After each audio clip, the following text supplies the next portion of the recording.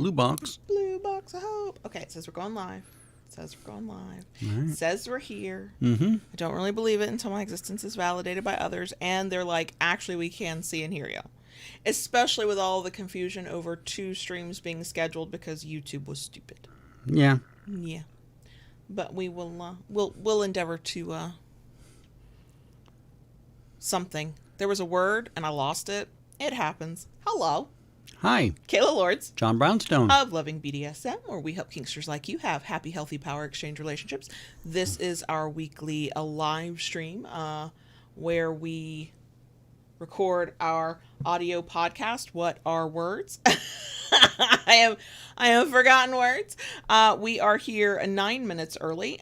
So if you don't like idle chit chat and you're here after the stream, but before I put in timestamps, fast forward 9 minutes, now 8 minutes. If you're here for the stream and don't like idle chit chat, what we call the butt rub portion, you have time to go do something else.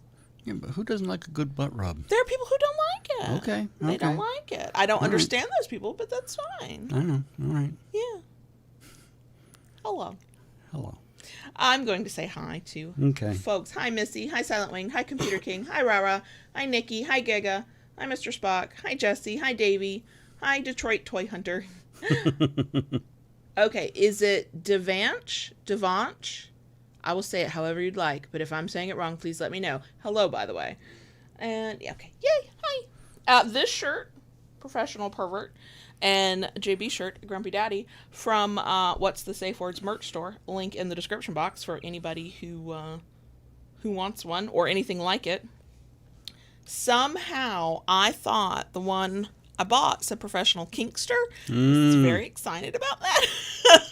And then I pulled it out today and I went, oh, it says Professional Pervert. Okay. Yeah. I don't use that term for myself, though. True. I use Kinkster. So, oh, yay, I'm glad I'm saying it right. Hi, Eva. Hi, Susan. Oh, and yay, Giga for packages coming in the mail. Mm-hmm. Yep, packages in the mail, it's always fun. Well, our area to send packages out, we have order boxes where we keep them organized. They're all waiting for finished product. True. So there'll be a lot of packages going out probably by the end of the week. Mm-hmm. Give it a take. Hi, Tayshu. Yep. So got them all in the area there, prepped and yeah, you got ready some more to do you the have finishing to touches. Pour, do some stuff. Yeah, tomorrow. Yeah, that's what you have more for Yeah. tomorrow. Yeah. Yeah. Okay. What? I know. What? I know. What? Oh yeah, Silent Wing.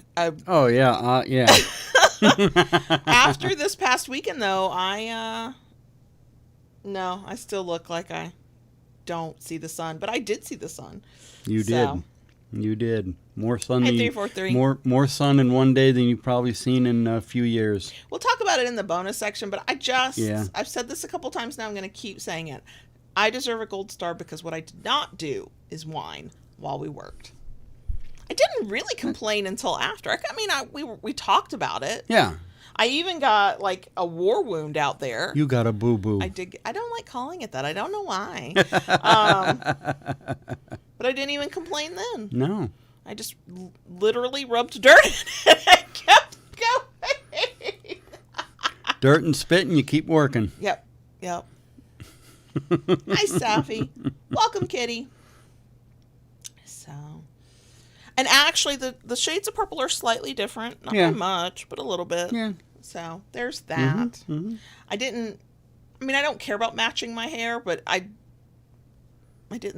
don't try to do it. It's just everything's purple. Kind of glad this is not a shirt I'll wear in public because definitely there will be somebody who brings up the fact that I match. They do it when they see my handbag. They do it when they see my wallet. If I paint my nails, which I didn't do because I knew we were doing yard work last weekend and then we just didn't have time. They're gonna comment. Kind of glad I'm not going out in public wearing this shirt. Yeah, Rara, I agree with you on that about the wine, needing the wine so she doesn't whine. I wish I liked wine. That would help. But I would not give her the wine until after she finishes the work. I'd be down for that. Learned that lesson a long time ago. I'd be down for that.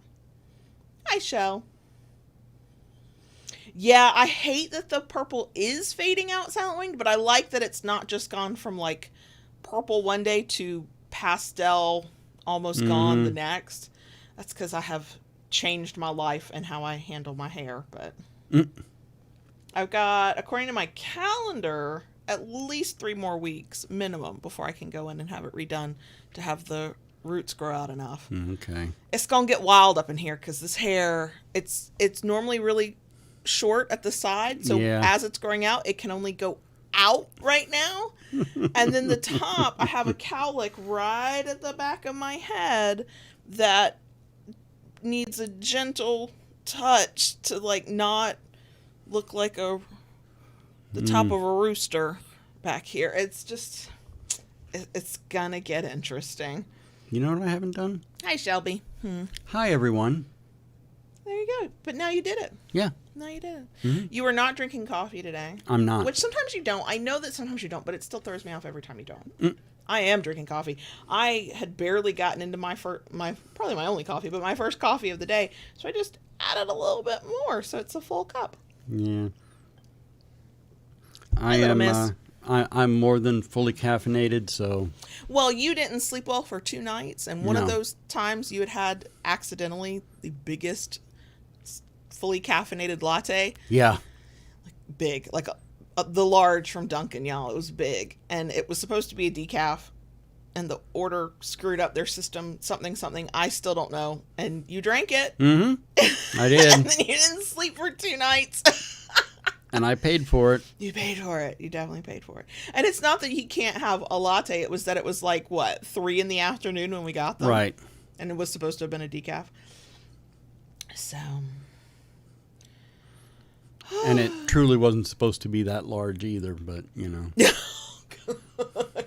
Well, I, because of an error in the Dunkin' app and system, got 2. I just got one small decaf that day. I ended up with 2, and I drank them both. Because Pumpkin Swirl is back at Dunkin', and so I'm living my best pumpkin flavored life.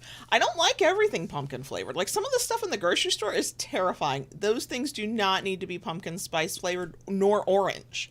Which, like, I know it's semantics and whatever. Pumpkin spice is the spices that go into pumpkin pie. It does not have to be orange. It needs to be nutmeg and clove and cinnamon and whatever else flavored. That's what it needs to be. Anyway, I don't know why that's a personal little pet peeve of mine, but I know. it is. I know. Yes, Evo Pumpkin already. Yeah, well, 2 weeks ago we saw, went into Lowe's and they already have their Halloween stuff out. God, yeah. It's the Christmas stuff that'll be out before the Halloween stuff before Halloween's even here. That one will bother me. Yeah. But I worked several years in retail and did my time in retail hell at Christmas, and so I get a little twitchy about that stuff. I don't mind, decorating for Christmas. There was a time after I got out of retail that no, I didn't. We went to my mom's and was like, look, kids, Grandma's got a Christmas tree. Susan, I'm with you in that camp. I don't get excited about it at all. I only want it as a flavor in my coffee. I actually don't like Starbucks pumpkin spice stuff as much as I like the pumpkin swirl from Dunkin'. And it doesn't give me fall vibes because we live in Florida and I've never actually had a fall. I don't get fall vibes just in general. I don't even like the color orange that much, although it is growing on me. Like, I just like the flavor. I don't even like pumpkin pie that much. Like, I'll eat it if I feel the need to be polite at some sort of family gathering and that's my only option. I'd much rather have a pecan pie. Thank you very much. So. Now, Safi, apple cider, especially fresh made apple cider, that's something I'd be on board for. See, I don't mind apple flavor. I've had like grocery store cider before. Give me an alcoholic cider and I'm there. I grew up in apple country, so apple cider was like a staple. Yeah. No. I like an apple pie. See, maybe it's my southern roots. I like a peach cobbler, but I don't like peach flavored stuff. Peach iced tea, don't like it. Not a fan. A peach, an actual literal peach, love them. peach cobbler, here for it. Peach doesn't do it for me now. You give me an apple pie or apple brown Betty, or I'll eat the hell out of that. I'll eat that. I like a blueberry Blueberry cobbler pie? as well. How did we get on food? It's 12:01. We need to get started. Sorry for anybody who was like, "Wait, I fast forwarded," and they're still like just chit chatting. Right. Sorry. How easy for us to get distracted. It is, especially around food. Now I'm hungry also, and would like dessert. Okay, so shirts. If anybody's interested, we got them from What's the Safe Words merch shop. Link in the description box for anybody who's interested. Mine says professional pervert if you cannot quite read it. JB says grumpy daddy. I may either go look for or figure out how to make a grumpy polar bear one, because that's our nickname for JB when he's in a mood. Grumpy polar bear. Topic for today, we're going to talk specifically about submission. It's not because we don't love dominance. Y'all know how we feel. We're talking specifically about submitting when you're angry, upset, hurt, sad, like some negative emotion that is as a direct response to something that happened with your dominant, like you're upset with them, and how do you submit? That's the conversation today. If you enjoy this and we haven't scared you off, we love a thumbs up. If you like it enough to want to come back for more, please consider subscribing. And once you subscribe, ring that notification bell to get updates and new content. Yeah, sure. What Daddy said. I don't know why I decided that was the time to take a sip of my coffee. Girl. Like I forgot I had other things to say. I don't know. If you like this enough to want to help us keep doing it, and be careful what you ask for, and to get extra live streams and access to a Discord server and stuff, you can join us on Patreon for as little as $2 a month, a monthly Q&A live stream, a behind-the-scenes podcast, a Discord server, whatever other stuff we happen to think of and come up with on the fly. So it's patreon.com/KaylaLords. Link is in the description box. It's always in the description box. Okay. I think that's it. I don't know why I'm acting like I've never done this before. I think you can click the button. Okay. And we can start the yeah. What are we doing? Oh, I don't know.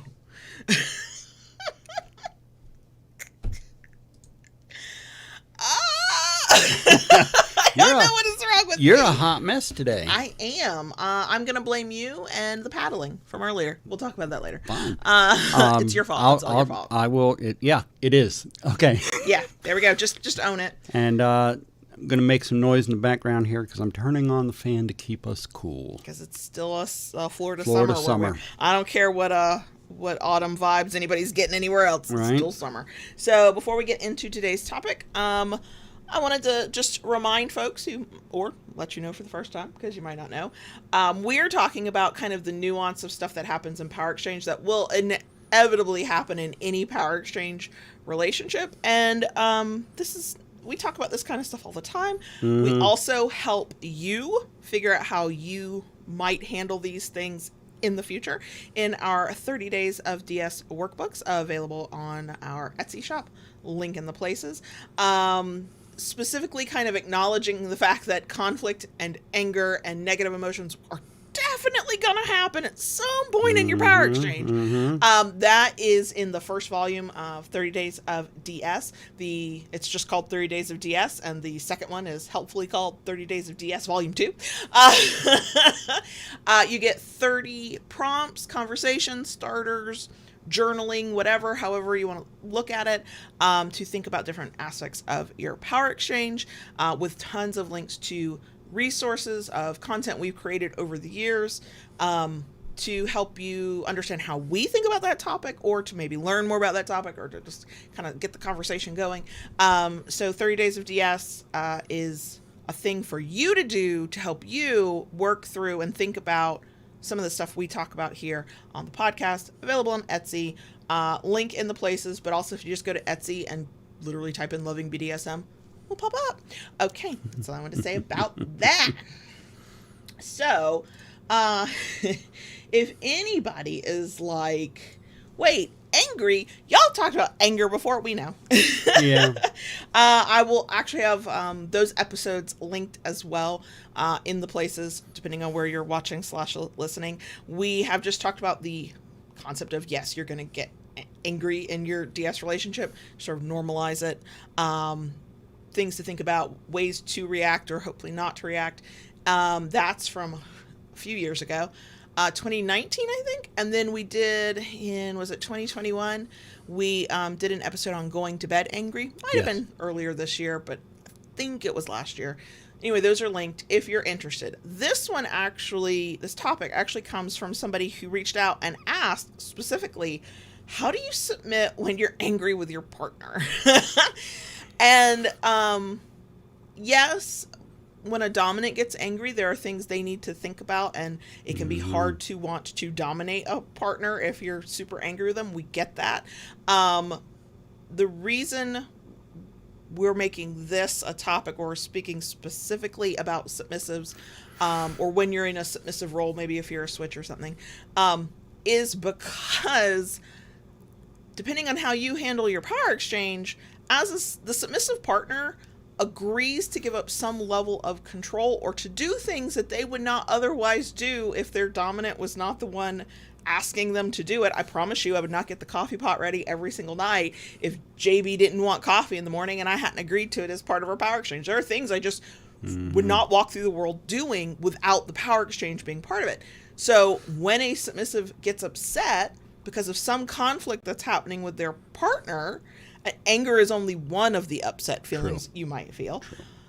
There has to be this moment in your head where you're gonna go, what do I want to do? And I don't know that it's always a moment you can stop and think clearly, okay, am I going to keep doing my stuff? Or if sometimes it just sort of happens so fast, you go one direction or another. But I think it's worthy of its own conversation. We do not have all of the right answers. Every single scenario in which a dominant upsets their submissive partner is going to be completely unique, and context will be important. So you kind of have to find your own way.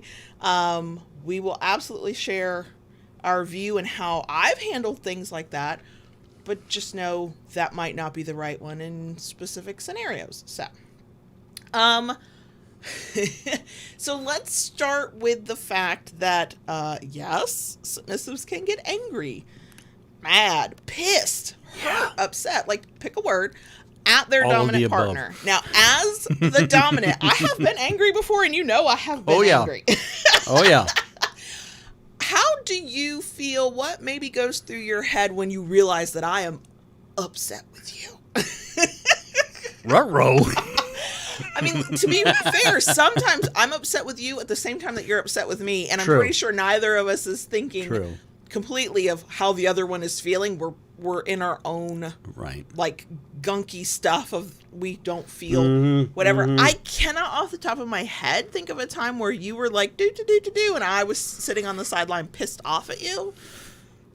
Maybe it's happened, but can you think of like times when I have been angry with you and how you felt about that from a dominance perspective?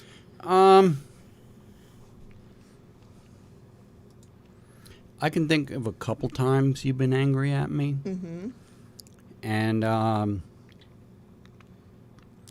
think one of the first things that come to mind is how to handle it as to not allow it to escalate more than it is. Yeah.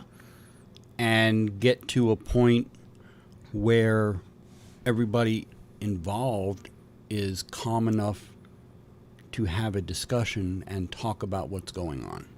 You have learned over the years, if my upset feelings are like at a higher scale than maybe yours are, because for the most part, if one of us is upset, we've probably fussed and we're both upset.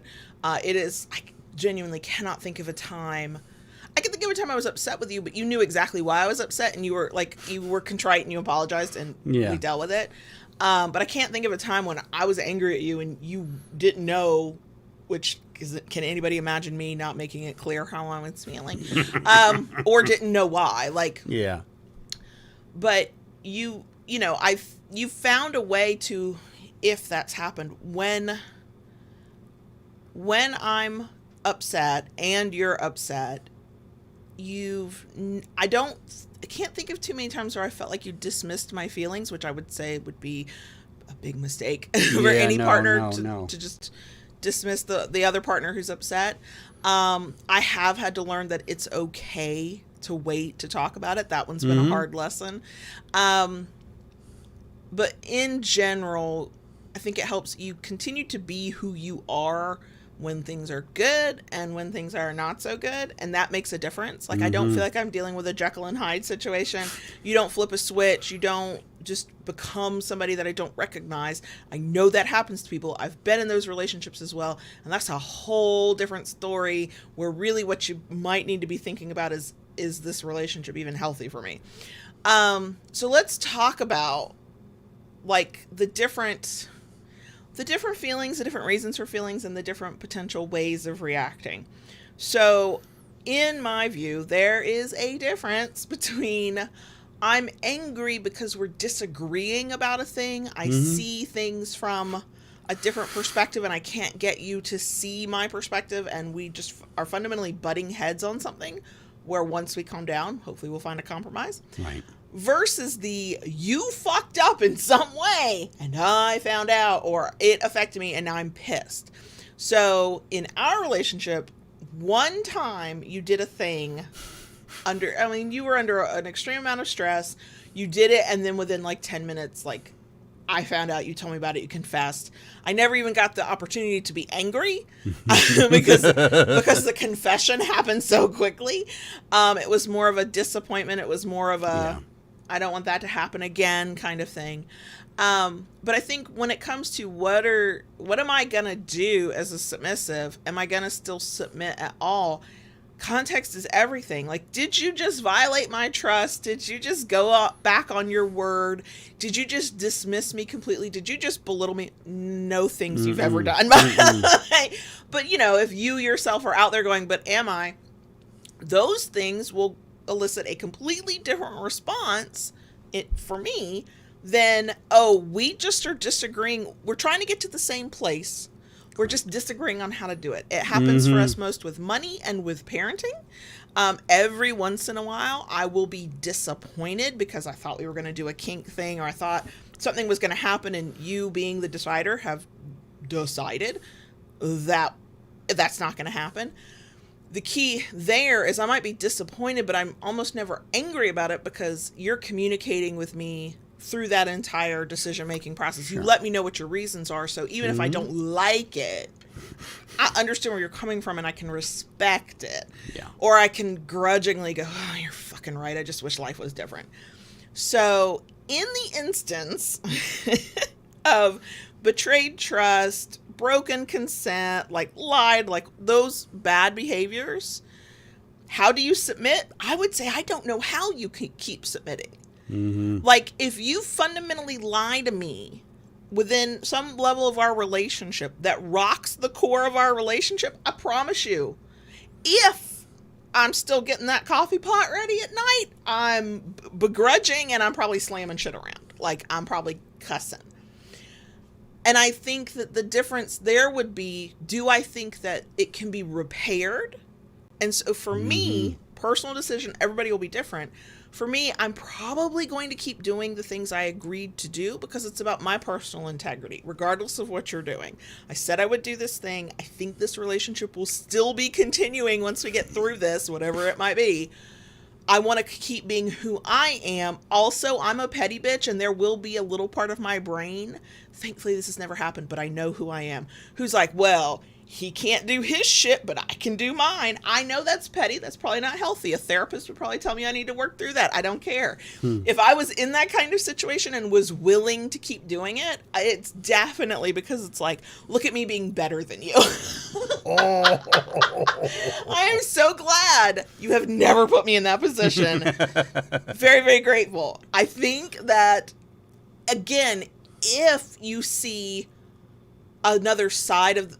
you see your way through that situation, you can kind of see, okay, we are probably going to work through this. This is shaking things up, but I think we'll still be together at the end. For me personally, I would probably keep doing my things. And I've noticed that about you, you know, even in the times when we fussed and we've been angry with one another, You know, you've still followed through with your protocols, with your rules. You know, making the coffee pot, preparing the bed at night, doing those things. You know, even as far as asking permission to come to bed. You know, so begrudgingly. When there has been conflict, it's begrudging. I've got toot about it. But also, it depends. Again, context is everything. So that goes to the other side of it. If we're in a disagreement, and I think you're dead ass wrong, either for making me wait till tomorrow to talk about it, or I don't like the solution, or I think that you handled a situation not so well, and I'm upset about it. In that case, if that's why I'm upset, and it's not because the foundation of our power exchange has like cracked, it's just the conflict that happens between people. I will absolutely keep doing my things because the way we work, and I know this, first of all, I rarely do two wrongs make a right. Right? And so there's that. But also, once we get through the conflict, because the conflict is the conflict, then if I just didn't do my shit that I agreed to do without us talking about it first, and you understanding that, I just didn't do it. Once we've dealt with the original conflict, now I know who you are. You're going to come back. You got some explaining to do. Now, I do think that there should be room for somebody saying, I am so upset about this situation. I'm so angry. I'm so whatever. I can't do this tonight. I can't do this tonight. Yeah. I can't do this today. I can't do this right now. And I think that as long as this does not become the constant refrain of your power exchange, where the least little small thing means all responsibilities that you agree to do get thrown out the window. And even that, I would say there's probably, it's not an all or nothing thing there either. I think, in my opinion, a decent Dom is gonna kind of go, okay. Because even the tasks of getting the coffee pot ready, that is so benign. It's not kinky. It's not a risky thing. It's just a daily task. I still have to give my consent to do that. True. And if for some reason I'm like, I don't consent to do that, I have every right to withdraw my consent. The reason I say that is the problem, and you might want to air quote that, is if that's if you're constantly in conflict and that's constantly the response, it's not that you can't withdraw your consent as a submissive because you're in conflict.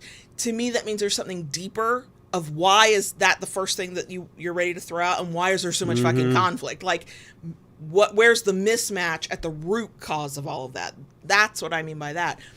I have not felt that way. There have been times that I have been slamming pillows around the bed to get the bed ready.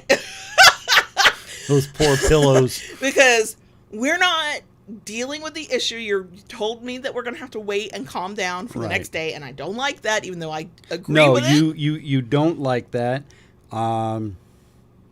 Even though I agree with it, we did a whole episode on it. I see why it's helpful. I still don't like it. There's a fine line, though, because I really think that if I was just flouncing around and, like, muttering to myself about how shitty things were, I feel like you would call me out on that. Me sort of slamming the pillows around with intensity as I pull the sheets out and this bed gets fucking ready, and maybe when I bend over the bed I go You've never said anything to me about that. No. And here's kind of why.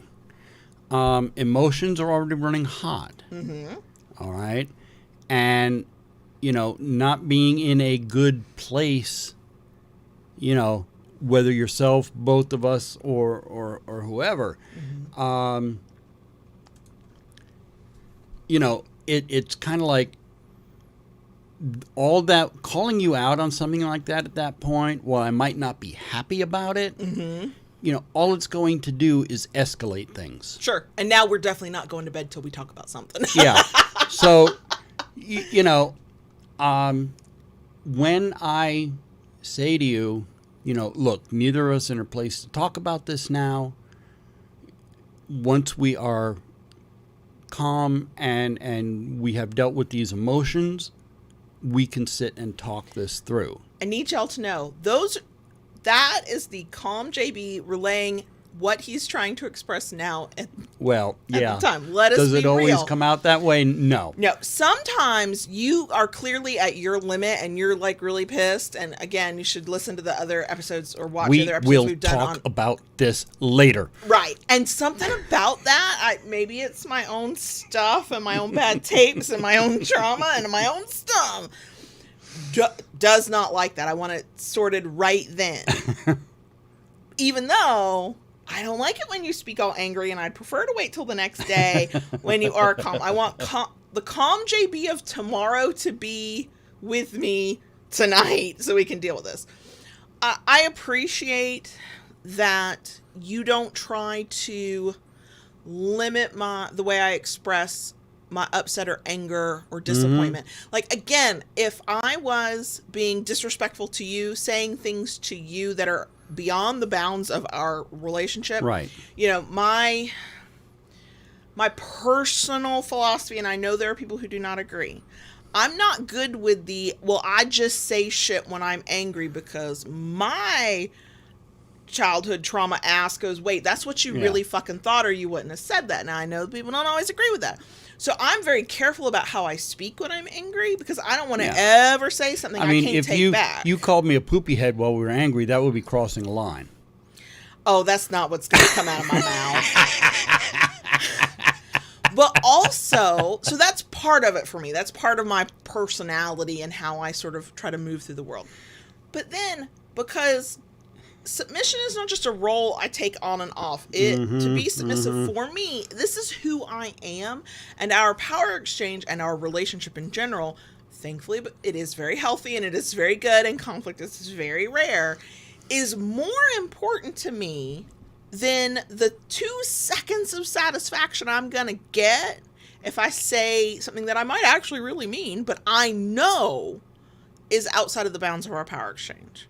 Like and I think it does go back to the rule that we've set for our relationship, and it's set for me, but it goes both ways of, we can say anything we have to say to each other. We just have to say it with respect, which means that as long as I'm just beating the pillows senseless as I get the bed ready, or I'm slamming the coffee stuff down, and I'm not directing that at you, I'm not saying anything disrespectful. I also think that everybody, regardless, but definitely submissives, some of whom will tell themselves they're not supposed to do this, needs to be able to express their emotions. Anger, upset, hurt, sadness, disappointment, all of those emotions are valid. Sure, absolutely. I know I'm not the only person on the planet who will tell herself, well, I shouldn't feel that way. Look, let us not should or shouldn't all over ourselves. We just get messy and nothing gets better. You feel what you feel, okay? That is valid. It doesn't matter if it makes sense to anybody else. A thing happened. This is your emotional response. If you don't like your emotional response, or you look back later and go, maybe that was outsized and didn't fit the moment, that is between you and your therapist or whatever you do to deal. Like, that's work you got to do. But to have the feeling is meaningful and it's real. Now, what we then do, what our actions are, that's where, in my opinion, maybe I've just been raising kids for too fucking long. You don't get to just do anything or not do anything because you're angry, right? Yeah. I don't think that means that if you're that upset as a submissive, you can't withdraw your consent to do a thing that you would normally do until you calm down or until it gets resolved. I think you have every right to do that. But I think that is a different thing than going on the attack and saying shit that you can't unsay and the other person can't unhear, or that you, in the light of day, a day or a week later, you would be embarrassed to have done that, and it will have long-term consequences on the health of your power exchange. Like, that's something to consider. Now, if you're ready, if you're so pissed you're in burn it down mode and you're not trying to save this power exchange, that's different. That's different. That's different. But if this is a relationship you're trying to actively work through, better to slam pillows and huff around or whatever, and to maintain the respect, hopefully, of both partners. Now, if your dominant's not being respectful, you got bigger problems, okay? If everybody's upset and you have to maintain respect, but your dominant gets to be a total asshole to you, no, fuck that shit and fuck that person, okay? But if the other person is being relatively calm, angry as well, and letting you know that they're unhappy, sure, then it really, to me, is what do you want? How do you want this to end? Like, do you want the relationship to end? Well, fuck it. If you're a burn your bridges kind of person, then burn your fucking bridges. I'm not. Sometimes I wish I was. Not with you. Well, thank you. That's good to know. But if you're actually hoping that at the end of this, everything's still together and you're still with this person, then what you do has to kind of factor that in to the best of your ability. So if the other person is a douche, I walk the fuck out of there if you got to. Okay. If this is just a rough moment, a rough patch, most of our conflicts have happened in high stress times. They just have, because our tempers wear thin, our nerves wear thin. We just don't have the tolerance for quite as much bullshit. We each are feeling, I'm thinking of like the past 365 fucking days, longer now. We each want to feel like we have control over our life at a time when everything feels out of control. Yeah. And so then we're quick to anger, or we're quick to want to get our way. Yeah. You know. I mean, there is a big difference, and several people pointed this out in the live chat. There is a big difference to, you know, actually sitting down and talking about it later than never wanting to bring the subject up and just kind of sweeping it under the rug. That's unhealthy, because that's only going to breed resentment, and now that's an unresolved issue that will come back up. Absolutely. It never just goes the fuck away. Now, let me ask you a question. And you know from our track record, you know, when we are in these situations, we always do get back to what is happening, and we talk about it and we work it through. Yes. Okay. So when we are in those situations, and I say to you, you know, this is not the time. Emotions are too high, and we need to wait and talk about this later. Now, you may not look at me, you know, with those beautiful brown eyes and say, "Yes, Daddy." I don't. Okay? I really don't. No, you don't. No, you don't. Absolutely not. But you do agree to it. Yes. Okay. Would you say at that moment that is being somewhat submissive? Yes, it's submissive in the larger context of what it means to submit to anybody. It's not. It can be, and if it's helpful to others, go for it. Can be seen as power exchange submissive. I don't feel that way at the time. Okay. I am, because if you recall, the first time, and these kinds of times we'll talk about this later when we're calm, tend to be when the argument and the conflict starts in the evening. Because when they start in the day, we can usually give each other like 20, 30 minutes of breathing space, and we come back and talk. And we come back to talk, yes. So the first time, and I don't remember when it was or what it was about, the first time you pulled that on me, it was the first time we were angry right before bed, and you were like, we're going to talk about this later, we're going to talk about this, whatever. I felt powerless in a way I don't like. Definitely powerless in a way I don't consent to in general. And I did not yet have the experience with you and the trust that we really would get back to it. I was so terrified that this would be repeat patterns from previous relationships I've had and that you've had, where we just act like it never happened and kind of like, life is great. And never mention it again. Yeah. And also when we're in that level of conflict, it will come as no surprise to anybody that I have serious opinions about shit. And if we're in conflict, it's because my opinion is not meshing with your opinion. And I want to make sure that my voice is heard. Sure. I'm sure that has a lot more to do with other facets of my life and not my submissive nature and the our power exchange. But I think it's also okay if somebody says, I want to make sure my voice is fucking heard because I give you a lot of fucking power and control over me, and I'm gonna be heard. And so that fear that I might not get that opportunity made it very difficult for me to agree to that the first probably 2 times. Definitely the first time.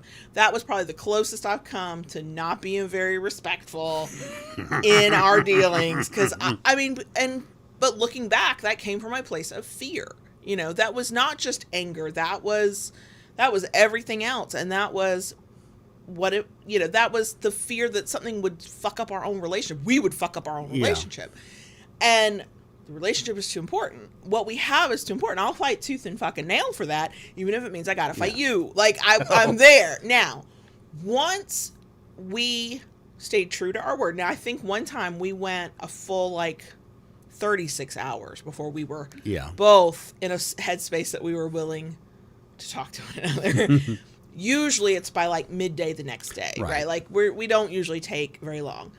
But because I had enough of the experiences where that's exactly what we did. Like, the next day we were, let's deal with it. Let's talk about it. And I had the experience of waking up the next morning and still thinking I was right, but not being so angry. Like, I could talk to you and I felt like I could express myself. I saw the error of my ways and went, okay, I still don't like it. I want to resolve shit quickly. I don't want to go to bed being pissed off at you. That does not feel good. We've done that episode. But now I know we'll still take care of it. So it's easier to bend to that. The first couple of the other part about that, what made it so hard the first couple of times was, I think I said it a minute ago, is the powerlessness. And you and I have had a couple of moments where in conflict, I've said, you're getting your way just because you're the big D right now. And I fundamentally disagree. I disagree with every fiber of my being. That's a hard feeling to have. To know that I agree 99.99999% of the time with what we're doing in our power exchange. Enough so that I absolutely will sometimes go with the flow, even though I would do something different, because everything else is so good. But in conflict, that's that 0.0001 time where I struggle hard with it because I want to get my fucking way and I'm not going to get my way. And I've had triggered responses to that before. We've had to talk about that. And I mean trigger in the mental health way of being taken back to a time and a place in my mind where I was powerless then too, and going, I don't ever want to feel that way again. Right. For us, when those times occur, they occur out at the edges of our day. Like, I've already done all my stuff as a submissive. I've already done all my tasks. We've been mostly fine. So I don't have to make a conscious decision in that moment. Am I going to submit? I have to make the conscious decision of, am I going to be the submissive I promised I would be, that most of the time is who I am in this relationship and is right for the power exchange. I don't think about it. I don't have the bandwidth. I'm not stopping to think about it that way. I'm not making a calculated decision, but it's a decision I have to make. And that goes back to what I said at the top, which is, if you see yourself getting through this moment and there still being a relationship on the other side, then carry yourself as the person you want to be known as, unless there's something telling you, I just can't consent in this moment. I can't be this right now. And I think that's valid. We've talked about it before. We know plenty of kinky couples who have, usually in moments of high stress and conflict, they kind of have a safe word where they tap out of the dynamic. Correct. So that they're not bound by whatever agreement they made as dom and sub, so they can deal with the conflict on more equal footing. Right. So far, we have not done that. No, we have not needed to, thankfully. Yes. Knock on wood. But that means if we had something like that, and those couple of times where it had been physically painful because I was fearful and I was triggered, I might have. Because it was such a hard moment to get through, because I was upset and I recognized that I was acquiescing because that's what I do. even when I'm angry, I'm still a bit of a people pleaser. And of course, I want to please the people I love the most. And I'm so used to you being in charge of everything and deciding everything, obviously with my input, usually, that it's just sort of a natural thing. I'm going to dislike what you say, but you're the one in charge. And the one time, it's fairly recent, 6 to 9 months ago, I pushed back against that because it was the only time, and I don't think you did it consciously. I think it just... perfect storm of bullshit. I felt like you used that to your advantage. Well, I'm the big D and I'm in charge. And I think you might have even kind of said, like, it was the heat of the moment. Like, you said something like that. And I went, no. No, that's not what this is right now. Yeah. You're not using your status over me.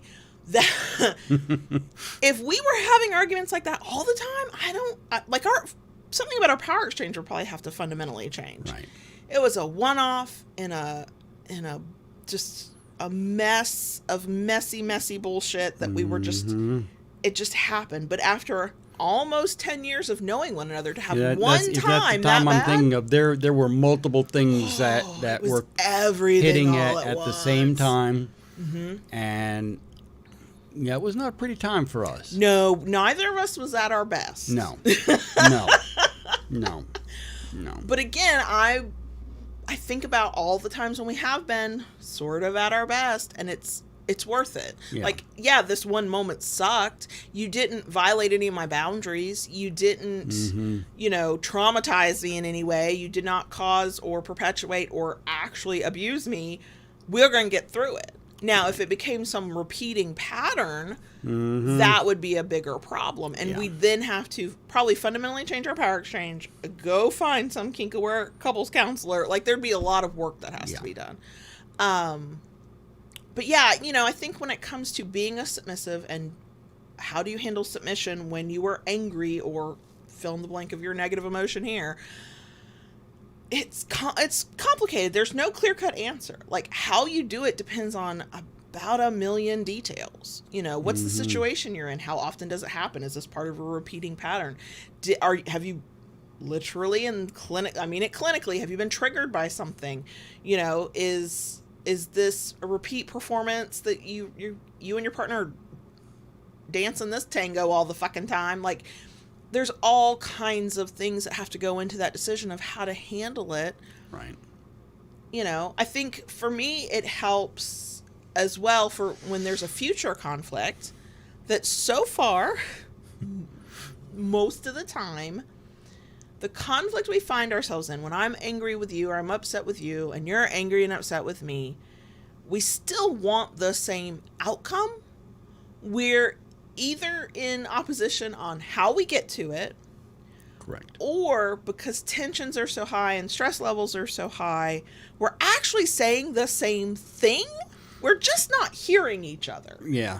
And those kinds of situations and those kinds of conflicts are going to elicit different responses of what you do in the high tension situation than if it's, somebody's just a gigantic douchey asshole. Like, if that's the reason we're in conflict, well then, I'm going to be a lot less agreeable and a lot less, forgiving later and looking back on it.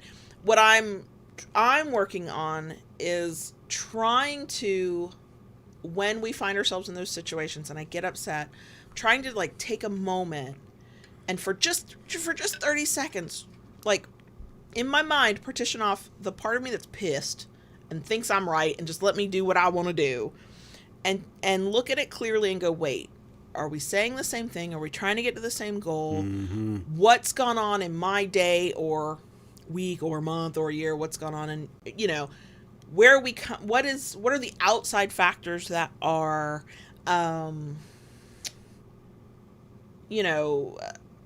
affecting this, right? Like us getting into an argument around the time your mom died, I was like, this is not about this argument right now. And so then I was able to temper my anger with some understanding that, okay, I have every right to be angry. And that's that's a hard balance to find if you're a type of person who's not used to owning and naming and embracing your own emotions as valid. Like, if you've struggled with that, and I have, this is a difficult thing to get to, and I'm only here because I'm in a relationship with somebody who is safe and honors my emotions as real. Like, you've never gaslit me. If you're not this, yeah, the fuck I am, right? So I temper my responses with understanding of the situation. That does not mean I have not called you out politely. True. Because there have been times you have been angry at the world and you took it out on me, and I went, Yeah. no. I love you so much, Daddy. No. Maybe I didn't say it like that in the moment. I waited for him to calm down. I went, for future reference,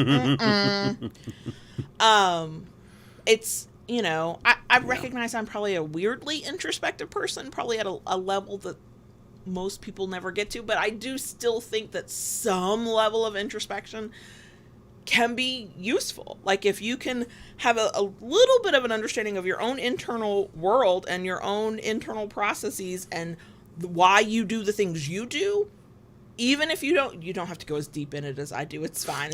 Most people probably shouldn't. Whatever. But if you can have some understanding of why you do what you do, it becomes a little bit easier in a relationship that you want to keep having, in a partnership that is working for everybody. It becomes a little bit easier to understand why people are doing what they're doing, or to at least imagine and to empathize why they're doing what they're doing. Does not mean it's a free pass, though. I don't get angry. I don't think I get angry over what I would consider small things that I just misunderstood or no, you don't. Thought your intentions were worse than they really were. Like, I actually err on the other side. I give people a huge amount of the benefit of the doubt, even when they definitely don't deserve it. But because of our experiences with one another, I now have all of that data to just sort of pull from and go, okay, this is like this time, and here's how we handled it, and here's what we did well, and here's what we didn't, but oh yeah, I remember the conversation we had, and we worked through it, and we both know, and I just have to wait for him to calm down. Or I just have to wait for me to calm down, right? So, if anybody's like, the answer to the question is fairly simple, but man, y'all can keep talking about it, because to me it's not that simple, because it depends on so many factors. Have I ever, I know I have, but can you think of times when I have been angry with you, and I've never hidden the fact that I'm angry with you? No. And I don't think that you should have to either as a submissive. If a dominant cannot handle having somebody be angry at them, they need to go stop being out in the adult fucking world, because people get angry at people all the fucking time. Right. I'm not impressed if a dominant partner is like, you will not express anger to me. Fuck you. Yeah, I will. I'll try to be polite about it, but I'm gonna have my feelings, and if you are part of the reason I'm feeling this way, you're gonna know about it. So, knowing I've been angry, right? Is there ever, what are the times when you're like, no, you Kayla Lords did not handle that well? Like, how have you felt about that? How does it impact things going forward? Like, I think in the times when you've not handled it well, I think more than anything, and this is not something I would say to you, and in those times,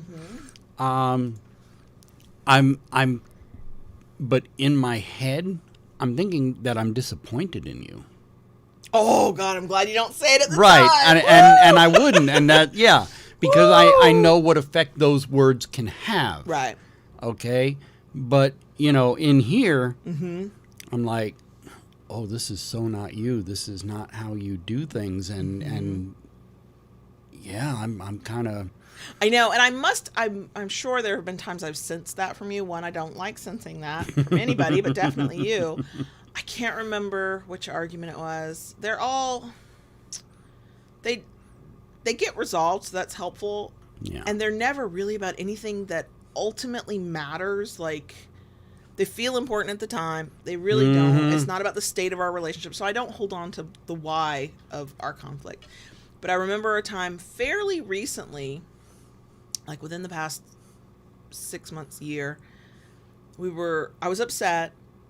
We had disagreed about something, And the way you responded to me triggered some bad shit. Yeah, And I knew it was a little bit of an out of body moment of knowing that my response doesn't even make sense in this situation.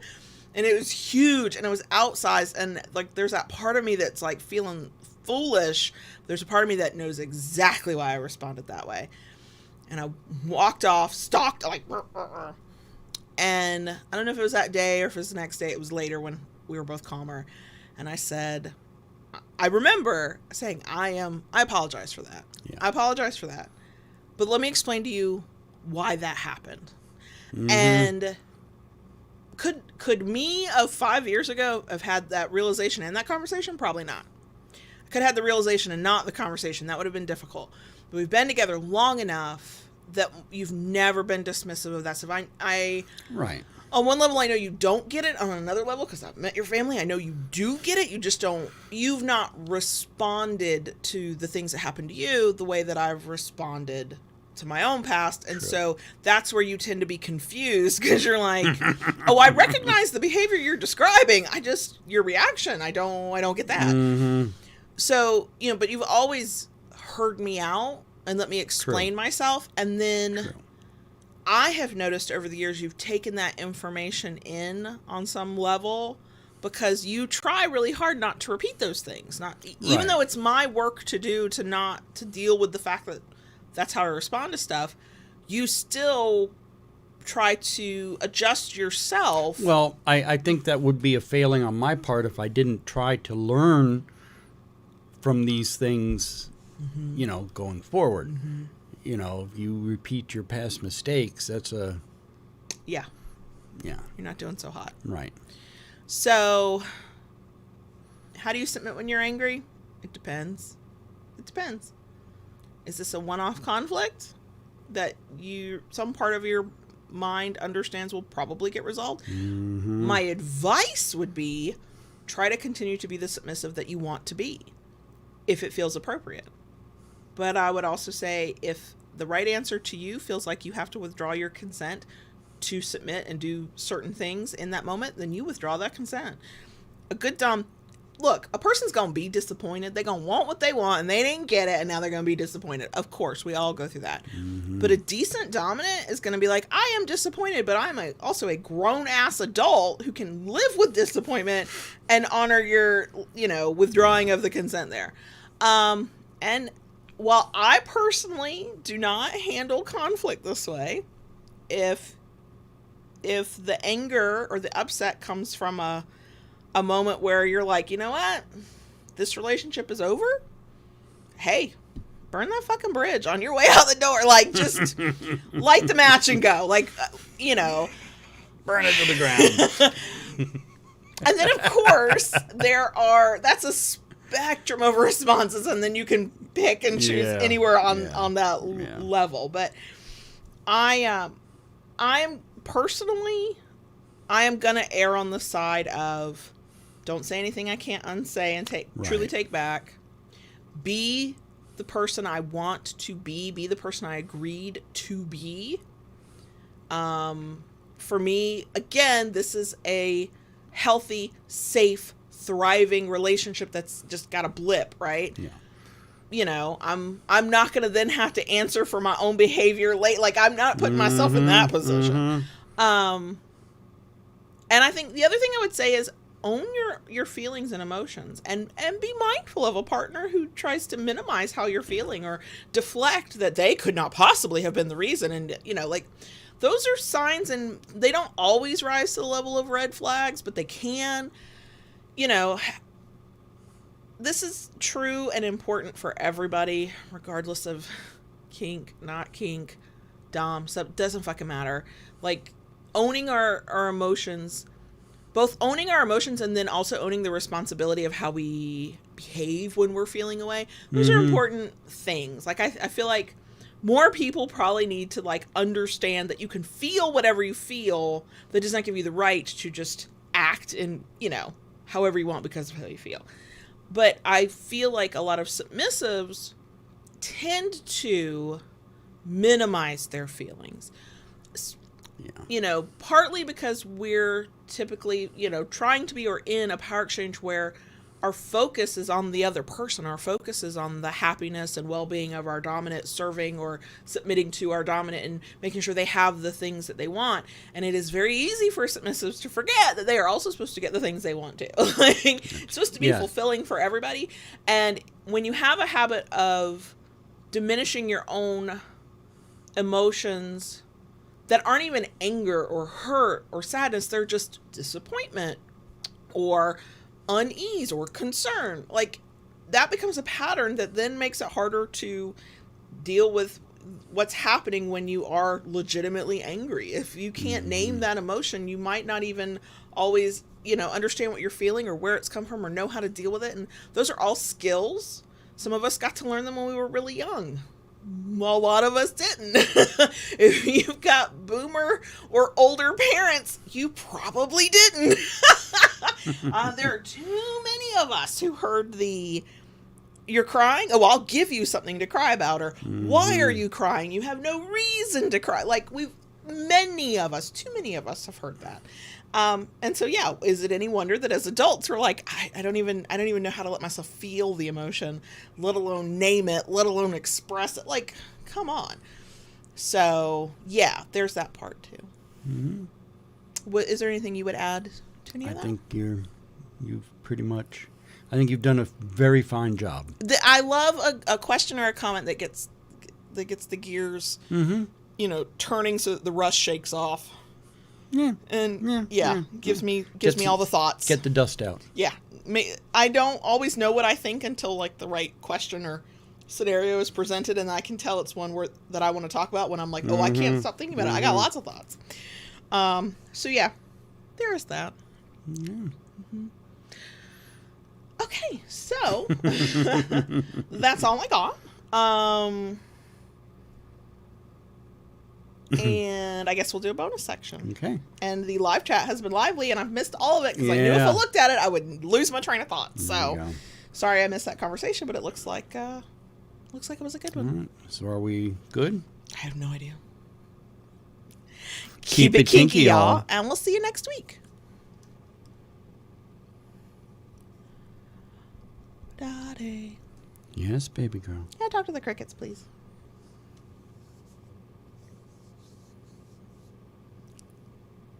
Oh, with a smile like that, how can I refuse? It's either a Cheshire cat grin or a Joker grin. I'm never quite sure. Talk to the crickets, girl. Thank you.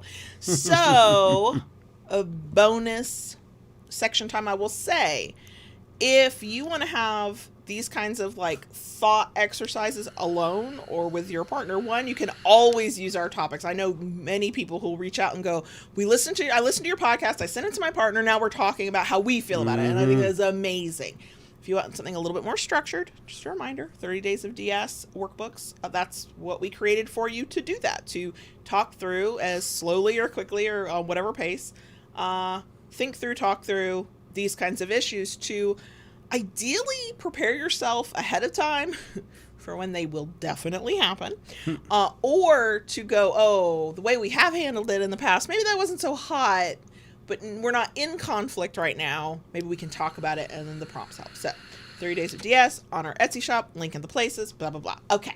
So it's a bonus section where there's kink-related stuff. Yeah.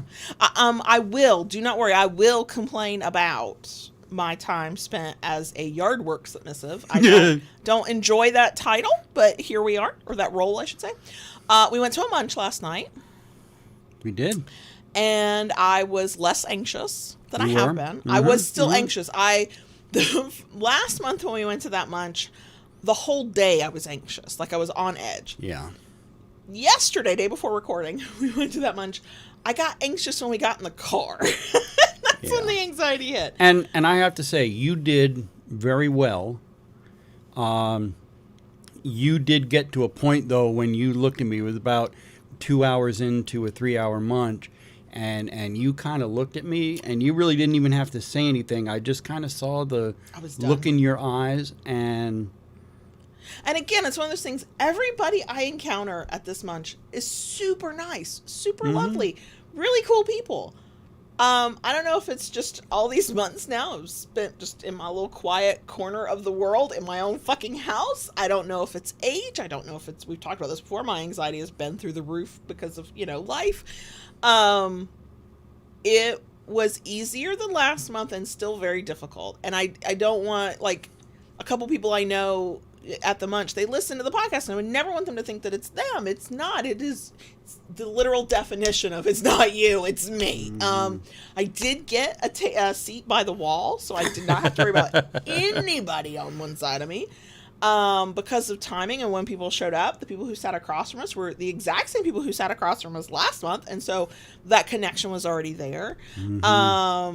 But I got cold because we got rained on, and then it was very cold in the room, and I stayed cold, and that did not help. I was like, and then the oldest was supposed to come home straight after band practice yesterday because we'd left his little brother by himself, and I was like, I would feel better if, the big brother was there, and he got delayed at band practice, and so I think under normal circumstances I would have been very calm about it, but my brain spun up into, oh my God, did he get into an accident? It had been raining when we left.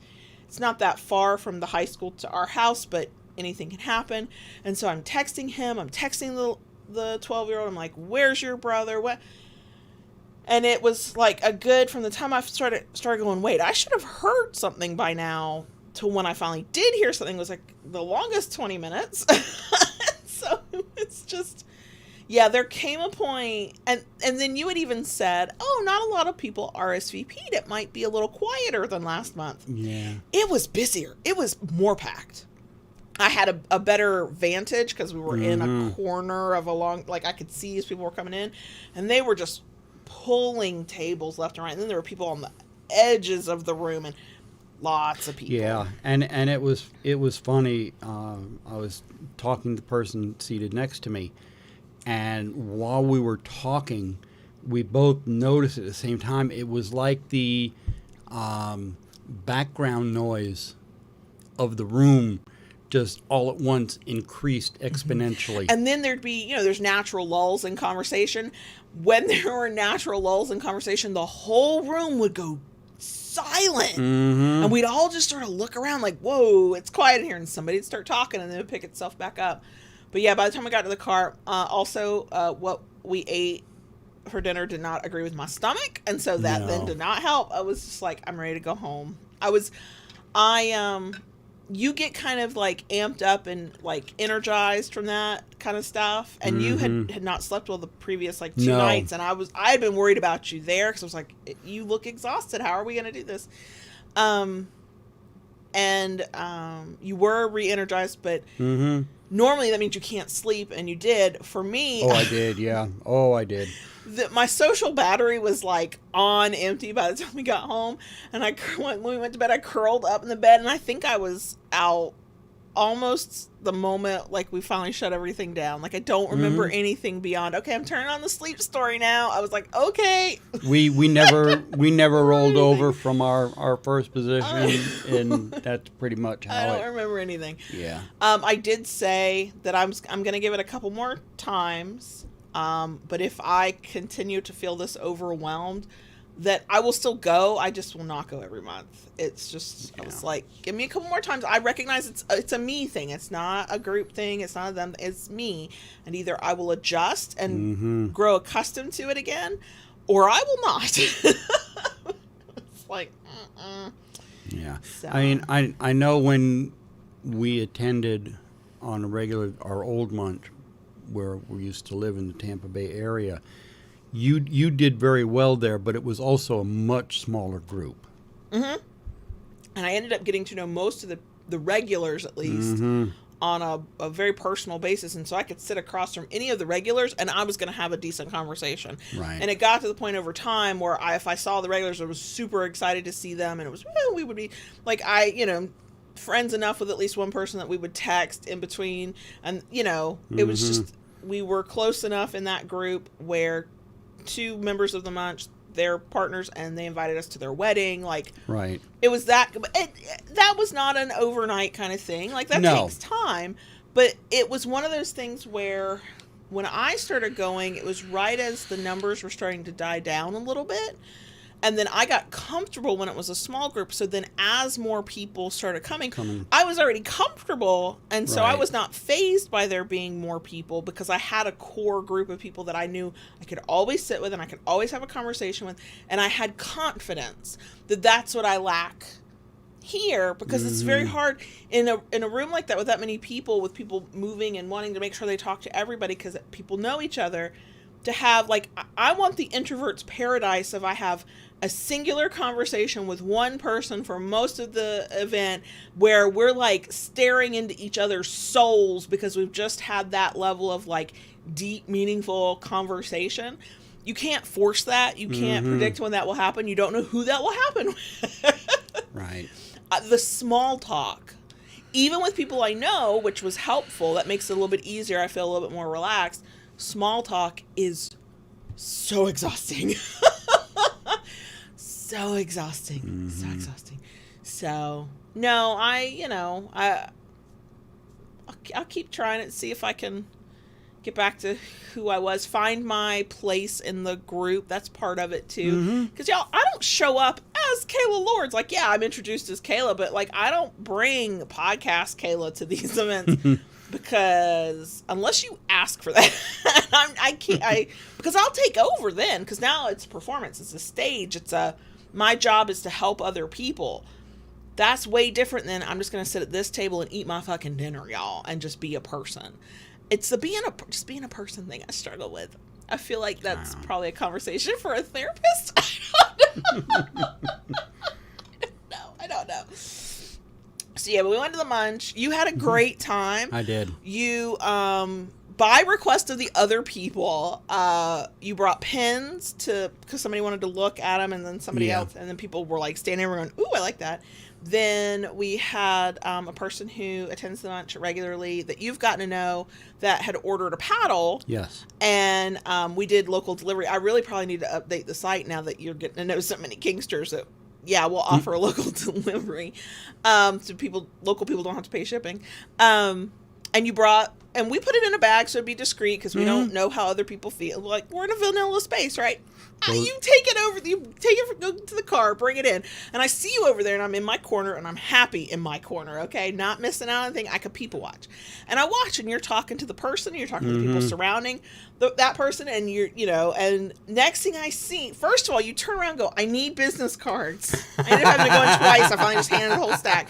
And then I watch, and it was almost like a person crowd surfing in a concert audience. The paddle just went from one person to the next to the next, and I was like, well, fuck, who needs advertising? Well, the funniest thing to me was when I walked in with it.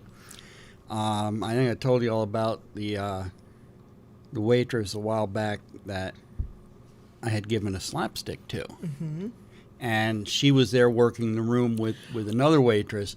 And I walk in. Now, like she said, we had it in a bag. Wine bags are great for paddles. Yeah, they're still not quite long enough, but they cover most of it. For the long ones, yeah. They cover most of it. So, this was one of the long, big paddles. And, about 4 or 5 inches of the handle was sticking out. Yeah. And she was there, that's this waitress, and she saw me walking in with it, and she was like, "Oh, you brought me another paddle." And we're not slick enough, neither of us, for you to have immediately just gone, here's the card, you can go shopping. Right. I'll bring it next month if you order something. We're not that mercenary, commerce-minded. We probably should be. It was kind of, that made me chuckle. That made me chuckle. Yeah. So the munch yesterday, and then this morning. So I take the youngest to school. I come back. I did a couple things in the office, getting us ready for the day. And I go, okay, I'm going to go take a shower. And you're like, okay, fine. And like, you were yourself. There was no evil glint in your eye. There was no cracked smile. There was nothing. There was not even a tone. Nothing. You're like, okay. And it's like normal.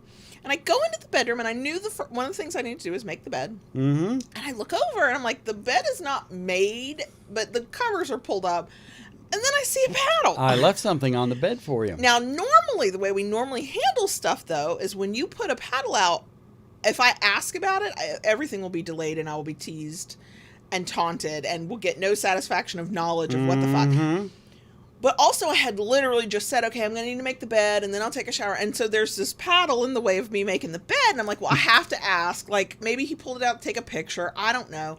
So there's a window between the office where you sit and our bed, and we keep it open so the cats can traverse. And I pull back the curtain and I go, I'm holding the paddle. And I go, am I allowed to make the bed? And you go, not yet. Hold that thought. And that's when Cheshire Cat grin, gleaming eye comes out, and I go, oh, now the paddle is not my personal favorite. It's beautiful. Like, it's a prototype of our resin inlays. Right. So longtime viewers or anybody who was definitely around for when we were doing more live streams will definitely have seen it. It's a long wooden paddle with 8-point stars cut out of the center filled with red resin. It is too stingy and smacky for my taste. It's not thuddy thumpy. It's ow. And you're like, okay, this is where we're starting. I'm like, oh, this is both going to be great and suck at the same time, because the long paddles go across both butt cheeks, and that indeed they do. I don't know why, but that makes it hurt worse. I don't understand the physics of it. I just know that it does.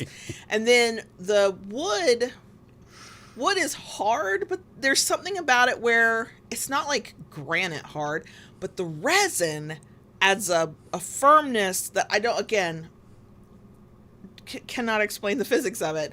It's somehow harder once you add the resin in. And you didn't like start on one little butt cheek and move to the next. You were like straight across, and I was like, okay, my ass is on fire. Great, I knew we had limited time, and I need to maximize what we had. You did, yeah. And it was like maybe 15 minutes, if that. Then you go. So you beat my ass with that thing, and we're playful singing. So I'm like, no. And if I'd really meant no, I would have safe worded. And I'm like, you're mean. And you're like, yeah, but don't you like that about me? And we're like a lot of that back and forth. And then you go, I know, I'll go get a paddle you like. You did not bring a paddle you brought a paddle I like, but I only like it when it's used properly. It was our electro paddle, which feels amazing when you use the electro stimulation with it. When you just hit somebody with it, I'm like, this is super stingy. Why do you think I like this? And then there was that laugh right there. And then you brought out another wooden paddle, which was thuddier, but still now it's being used on a very red tender ass. I was like, yes, no, I don't know how I feel. And then finally you brought out my favorite, but by then everything hurt, and I was like, wait, this doesn't feel the same. Do y'all hear that? that type of sadistic chuckle, that is what I was dealing with. So yeah, it was very short, kind of intense. I did have to kind of at some point go, just in my head, just breathe. If you tense up too much, it'll just hurt worse. Just breathe. I assumed, then the first 30 seconds, that what you were doing was going for the reaction. I mean, I don't know what you're talking about. Don't know what you're talking about. And I don't fake reactions. I give you my honest one, but you had like the intelligent, sadistic motherfucker that you are. Literally a motherfucker, just saying. Happened to be a mother, and he fucks me. You had like plotted it out. How long had you been thinking about that? Was it all spur of the moment? Well, I knew I was going to put something out when you left for you to find when you got home. Mm-hmm. I just didn't know what it was going to be. So I went to the tie rack. Yeah. There's all kinds of things hanging from that damn tie rack. I don't have ties on my tie rack. No. I have paddles and floggers hanging on my tie rack. So, yeah. And I just kind of spun it around and saw it caught my eye. So was it like a sadist paradise of roulette? You're like, I'll just spin it and whatever it lands on. That's what we're doing. So that's fascinating to me, because in the moment I was like, I think he planned this out. He picked a series of paddles that I don't object to at all, but that do not necessarily give me the sensation that I really want.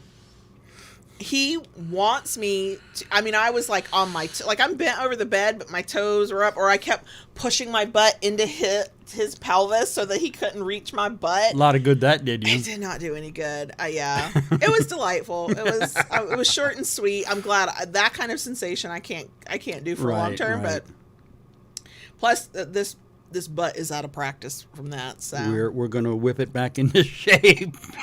I'm here for that. Yay, look at us talking about kink stuff in the bonus section, so it's actually bonus content. Okay, can I complain about being a yard work submissive? You can complain. Hey, we did good work. We did. So, you did good work, too. And truly did not complain. Will there come a time in the future when I am used to this stuff that I complain? Yes, without a doubt. I know who I am. So it started out with yard work, which we had over the years. We've had the kids help with yard work depending on their age. Mm-hmm. And then there comes a point where, because these are definite indoor cats, I've told both of them, your mission in life is to either never live in a space that has a yard, or to always make sure you earn enough money you can pay somebody to do your yard work. Yes. These children are not people. Now, they could change. People change all the time. But at this point in their life, could be different at some point when they, when it's their own yard or whatever. But no. So you had gone through years of back and forth with both of them. Most recently, the 12-year-old who's about to be 13. And you said it, and I don't blame you. You got tired of the fight of getting them out there, getting them to help. And so you would start doing it on your own again. But when you were telling me for this past summer that you wanted the 12-year-old to learn some of these things and to help you, you had said very plainly, I cannot keep doing this by myself. It's just a little too much. I need help. Yeah. So when you finally gave up on the youngest, who has the skills now, he can, use a push mower, and, he can do certain things, and he's capable. And in a pinch, would we definitely call on either kid? Yeah, if we had to, we would. But you were back to doing it by yourself, and finally I was like, wait. You said you needed help. You don't want to fight these indoor cats who definitely, it's just not worth it. I will help you. And I said it a couple weeks ago, and you did not believe me. And you were out there anyway. And I was like, I said I would help you. So here I am this past weekend actually helping. And did I have that thought of what the fuck have I done to myself? Of course I did. But here's what really went through my head, which you were teaching me how to do some things. I used stick edger. A stick edger. I didn't even know what it's called. I used the push mower, which really isn't a push mower. It's self-propelled. I just have to hold on. I got to work the blower. That was it, yeah? Because you did the weed eating and you used the riding mower. Okay, fine. So this body has not done legit labor in a very long time. And I felt that immediately. I felt a sense of accomplishment when I was doing stuff, because I was like, look at me not fucking this up. But then also, it wasn't overwhelming, have to go hide my head in shame kind of thing. But with what I was doing and how I was feeling about it, being unaccustomed to the heat or the level of actual effort, I was like, oh my God, he absolutely has needed help. And then I started feeling guilty, because it was like, I should have been out here sooner. I should already be accustomed to this, what we're doing, so this doesn't feel so difficult. Oh my gosh, I was feeling awful. So then I finished my group of tasks, and you were finishing up, so I had nothing I needed to do. So I sit down in the garage on the chair, garage door's up, I'm drinking my water. I'm breathing very heavily. I'm having to remind myself, deep breaths, don't hyperventilate. Feels like all of my nerve endings are tingling from all of the vibrations of all of the tools I've been using. My muscles are screaming at me bitch, we like soft seats. That's what we do. What are you doing out here? I'm hotter than hell, all of that. And I'm sitting there, and you waited for hours to ask, and I appreciate that. Tears start streaming down. Not because I was unhappy, not because I was in pain. Partly I was overwhelmed. It was a little cathartic kind of thing. I have not actually put that forth that much effort in a very long time. And there was a little part of me going, am I even capable of this even anymore? I don't know. But part of it was because I was like, he has been doing every step of this process, and I did 3 of those steps in small portions. I was like, he's been doing every step of this process with no help or with very unwilling help from the kids. Oh my God. I just let him be out here by his damn self.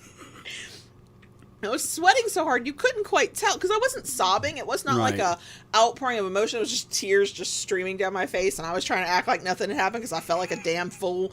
And you're looking at me like, "Are you okay?" I'm like, "I'm fine." I was trying to get my breath back, and it was later, hours later, you were like, "Were you crying?" When we went for a coffee after. I was like, "Look, there might not be any crying in baseball, but there is crying in yard work." Sorry, just letting you know. So we did that, and we actually made really good time, considering you had to spend a lot of time teaching me how to use certain things that I had never done before. Or, like, in the case of the push mower, it had been 20 years almost to the date since I had last pushed a mower. So then we moved to the backyard. And I want to point out, yeah, I'm crying, but I'm not whining. I'm not complaining. We just did the damn thing, and we moved to the backyard, where we had to replace... Our house has irrigation. It was that way when we bought it. It's beneficial, and I'm also not a fan. We replaced, 30 foot of... A 30-foot run of PVC pipe, yeah. And 2 sprinkler heads. Yeah. So you were digging out this trench, and I'm standing there watching going... Because you had said, all I need you to do is be my beautiful assistant. I'm standing there watching, and I'm watching you dig, and, like, you got this trench, and I'm like... And then I realized there's all this dirt, and I go, we need to dig the loose dirt out from the bottom of this trench you're digging, right? And he goes, yeah. I said, I can do that, right? And he goes, yeah, you should be able to. Next thing I know, me, the house cat, who likes soft cushions and blankies and books, on my hands and knees on the ground, like with a little trowel thing, shoveling out the dirt. Got a war wound, still didn't complain. Like, I literally ripped off skin off my knuckle and then literally rubbed dirt in it and still did not complain. On my hands and knees, I back up the whole 30 feet, doing it out, blah, blah, blah. We get it done. I just want it on the record. Did not complain the whole time. She didn't. Am I bitching now? Maybe a little bit. She did not whine or complain or anything. No. I didn't. I'm really hoping it's a long time before we have to do irrigation again. Or at least in cooler weather. Yeah. Irrigation problems are only allowed to happen in December from now on. I have decreed it, okay?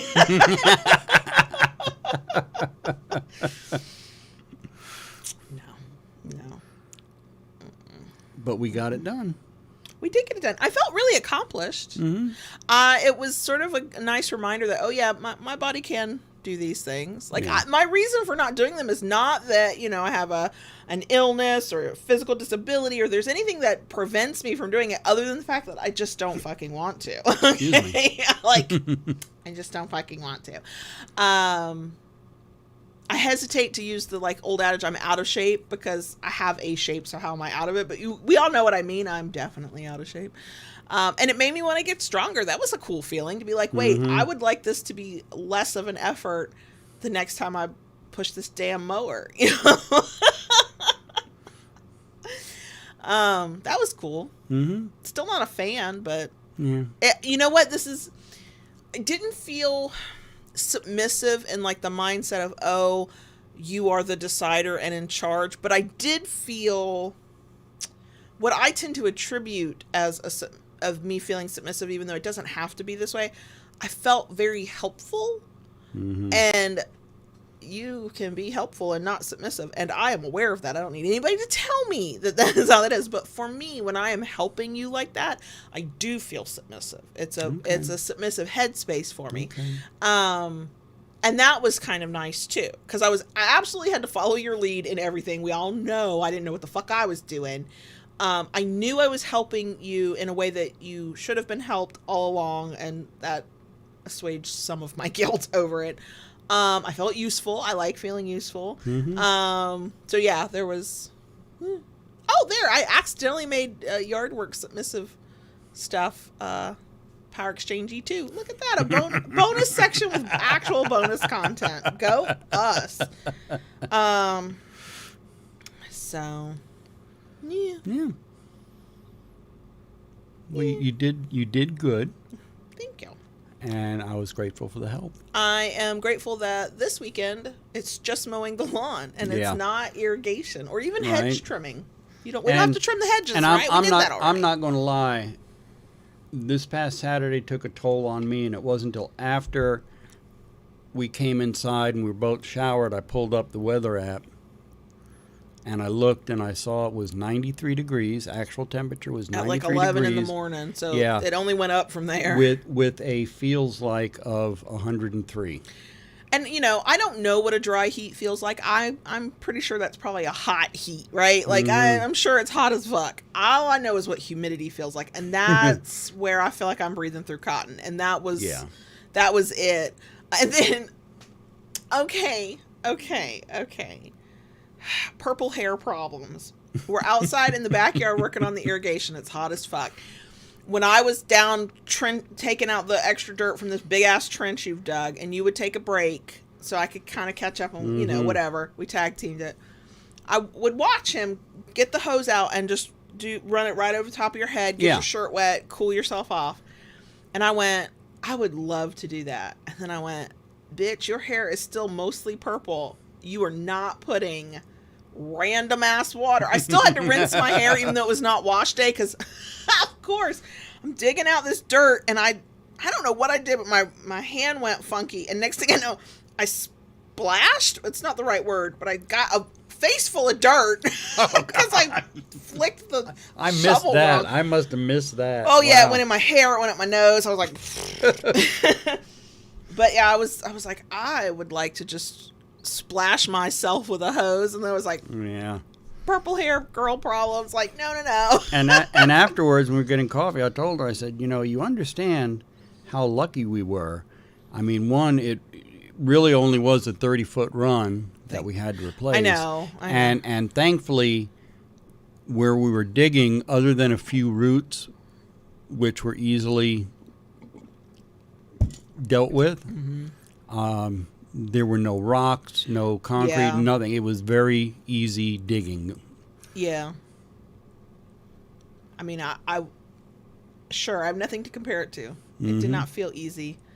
My shoulders were on fire. I didn't have too much muscle soreness. I thought I would. I had some in my shoulders and then in a little bit in my arms, but yeah, so I did the damn thing. I didn't complain too much. I'm glad we, for right now at least, or it's just mowing the lawn this weekend. We trimmed some hedges too. That's what. Yeah, I said that earlier. We don't have to everything. do that again. Nope. Like for a while. I mean, we will have to do it again, but Sure, it'll be a little bit. not this weekend. Yeah, no neighbors tried to like talk to you for like 2 hours. Which No. Look. I will be friendly and neighborly with folks. I'm a bitch, but I'm not a total bitch. But I know that I walk around with strong resting bitch face because no neighbor of ours. You? I know. No neighbor of ours, when they see me out in the front yard or me walking around in the garage or in the driveway, will ever stops to try and talk to me. And I'm grateful for it. Not a complaint. But they can see JB from they're on one edge of their lawn on the other side of their property, and JB can be on the other edge of our property line, and they'll yell across to him to trap him into a conversation. You gotta stop looking so fucking nice and being so nice. I mean, I try to be nice, but I don't look nice, and I'm okay with that, because next thing I know, it's been a few weeks, but I remember you were like, it's an easy morning of mowing the lawn. I don't have to trim hedges. I'm mowing the lawn. I'm coming back in. I'm like, okay. And like 2.5 hours go by. And I'm like, it doesn't take this long. Even I knew it didn't take that long to mow the lawn. I go out there to check on you because I'm like, is he okay? And I see that you are trapped in our driveway talking to a neighbor. Yeah. And when you came in, you're like, yeah, we talked for like 45 minutes. No. I mean, you do have all the neighborhood gossip, which I do appreciate knowing that. But no, none of the neighbors try. They don't try to make idle chit-chat with me at all. She did not come out to try and rescue me. Oh, God, no. I was not getting trapped in that conversation. Because here's how this works. It's been ages, I don't know, several months. We come home from like grocery shopping or something. We went and did errands. I don't know. We had tons of stuff in the car we had to like haul in. I have to both pee, and I'm saying this loudly. I have to go to the bathroom, and I'm holding about 6 bags. And I stand up at the front door. I walk back to the car, stand up to the front door. He gets trapped in the driveway talking to a neighbor. And I'm like, yeah, I really have to go to the bathroom. He's got the keys to let us in. Nobody was like, there. I needed him. And I was trying to like, I could have just taken the keys from him, but I was trying to help him out. He kept talking. So I'm not sure how I can save you. But I also will not get sucked into that vortex of small talk and endless nothing. Like, no. Especially not in my own driveway. I'm not going to be trapped in my own driveway. Like, it's not happening. And these are neighbors. There's at least one. I've had a 20-minute walk that was supposed to be a 20-minute walk with Lola turned into a 2-hour walk because we chatted. Yeah. It was a good conversation. Sure. But, you know. I know. No. So I just continue to carry the don't fuck with me vibes of this face. Mm-hmm. And I don't have to worry about it too much. Yeah. No. You guys stop being so fucking nice. Or at least looking so nice. Get that open face like, yes, I'm here. Chat with me. I'll make eye contact with you. Smile and wave. Like, you give them signals. And then you wonder how you get trapped in your own driveway. Yeah, there you go. I don't actually glare. I just relax my face. And see, everybody associates you with the car because the 17-year-old's driving my car. So I'll be driving down the road out of our neighborhood.